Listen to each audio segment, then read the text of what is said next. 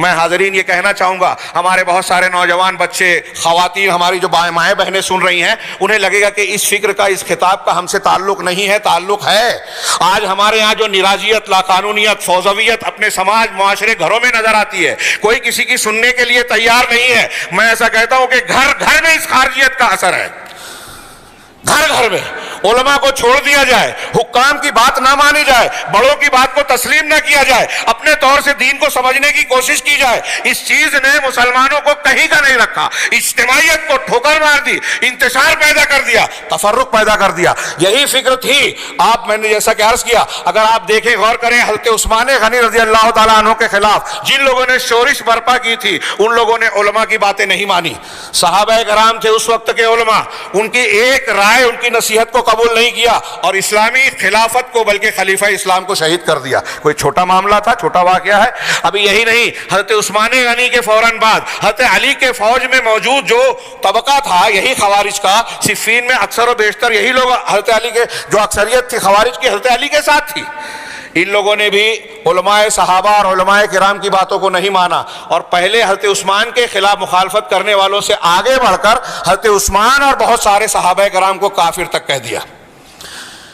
کیسی شورش ہوئی، جنگ جمل، جنگ صفین۔ پھر ان لوگوں نے حضرت علی کے ساتھ نہروان میں جنگ لڑی، عبداللہ بن خباب بن ارد کو قتل کیا، ان کے بیٹے کو قتل کیا، ان کی ام ولد کو قتل کیا۔ اس کے بعد ہی حضرت علی رضی اللہ تعالیٰ عنہ نے ان پر چڑھائی کی، نہروان کے مقام پر قتال کیا۔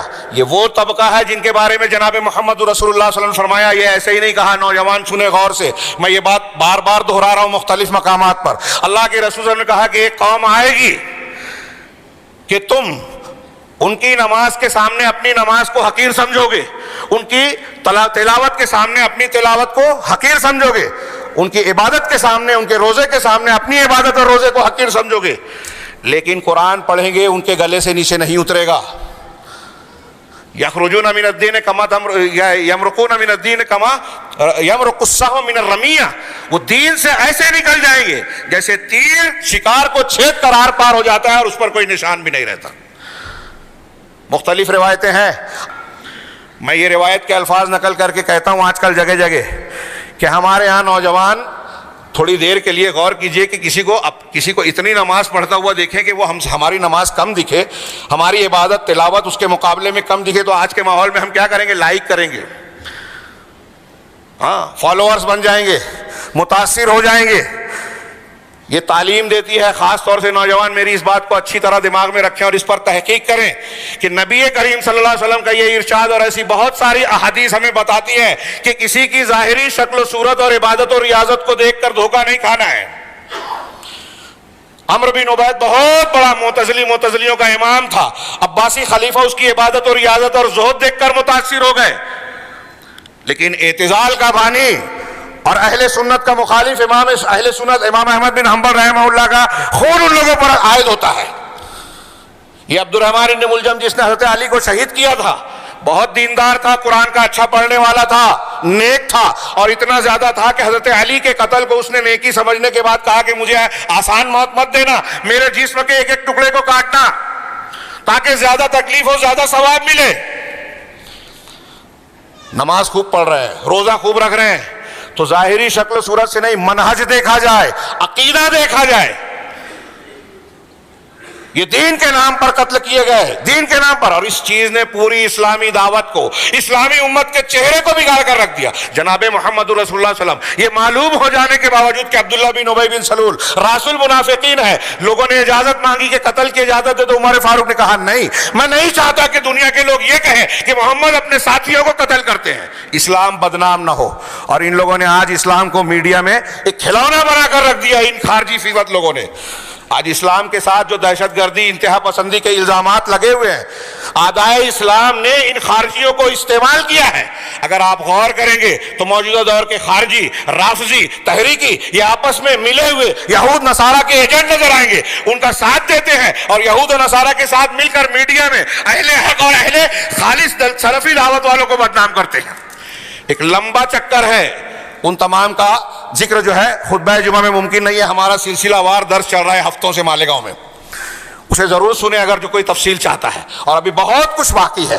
میں عرض یہ کرنا چاہتا ہوں کہ اس اس حضرت عثمان غنی کا میں ذکر کر رہا تھا، خوارج کے بعد پھر جو ہے حضرت علی کے دور میں واقعہ حرہ ہوا مدینہ پر، جو یزید کی فوج نے حملہ کیا، آج اسلامی تاریخ کا ایک داغ مانا جاتا ہے، مختلف فی مسئلہ مانا جاتا ہے۔ لیکن آپ غور کیجئے کہ اہل مدینہ نے یزید کی بیعت کو جب توڑا تو اس وقت مدینہ میں موجود صحابہ کرام اور علماء نے ان کو سمجھانے کی کوشش کی۔ حضرت عبداللہ ابن عمر، نعمان بن بشیر رضی اللہ عنہما اور دوسرے متعدد صحابہ، تابعین میں سعید بن مسیب تھے، وہ سمجھاتے رہے کہ یہ بیعت نہ توڑو، نہیں مانا علماء کی باتوں کو۔ نتیجہ کیا نکلا؟ واقعہ کربلا کے وقت علماء کی باتوں کو نہیں تسلیم کیا گیا۔ آگے آپ جتنے بھی فتنے دیکھیں گے جو مسلمان، ابن محلب، ابن اشعث، ان واقعات کا آپ کو علم نہ ہو سکتا ہے بہت سارے لوگوں کا، لیکن موقع بھی نہیں ہے کہ میں اس پر روشنی ڈالوں۔ ایسے جتنے واقعات ہیں آج بھی آپ دیکھ لیجئے۔ میں نے ابھی الحاص نگر کے خطاب میں کہا کہ آج ہمارے مسلمان نوجوان جو بڑی تعداد میں گزشتہ سالوں میں قید و بند کا شکار ہوئے، مختلف الزامات کے تحت گھیرے گئے، اس میں ایک بڑی تعداد بے قصوروں کی ہے، ہم مانتے ہیں، لیکن میں ایسا کہتا ہوں کہ اگر وہ علماء سے جڑے ہوتے، بڑوں کو اور اسلامی آداب کا لحاظ رکھا ہوتا، تو ان میں سے 80% یا اس سے زیادہ آج جیل قید و بند میں نہیں ہوتے۔ یہ ان کا انحراف تھا، اسلامی دعوت کو نہ سمجھنے کا نتیجہ تھا۔ وقت زیادہ نہیں ہے، مضمون بہت طویل ہے۔ ان تمام چیزوں کی سب سے بڑی وجہ جو ہے، اگر آپ غور کریں تو میں اس کم وقت میں کوئی ایک نقطے کو بیان کرنا چاہتا ہوں، وہ یہ ہے کہ علماء اور اہل علم سے، صحیح علم، صحیح منہج سے انحراف ان سارے فتنوں کا جو ہے کی وجہ ہے، اور اسلامی دعوت کے چہرے کو بگاڑنے کی وجہ ہے۔ اس نے اسلام کو داخلی اور خارجی دونوں طور پر مخدوش کر دیا، بگاڑ دیا۔ اگر یہ داغ دھبے، یہ انحرافات ہمارے ہٹ جائیں، خاص طور سے ہمارے نوجوان صحیح خالص اسلامی دعوت کے منہج کو سمجھ لیں اور اس راستے پر کام کرنے لگے جو صحیح طریقہ ہے، تو آج دنیا کا نقشہ پھر سے بدل جائے گا۔ ہمارے بہت سارے مخالفین ہمارے دوست اور بھائی بن جائیں گے، اسلام کی دعوت کو انشاءاللہ قبول کریں گے۔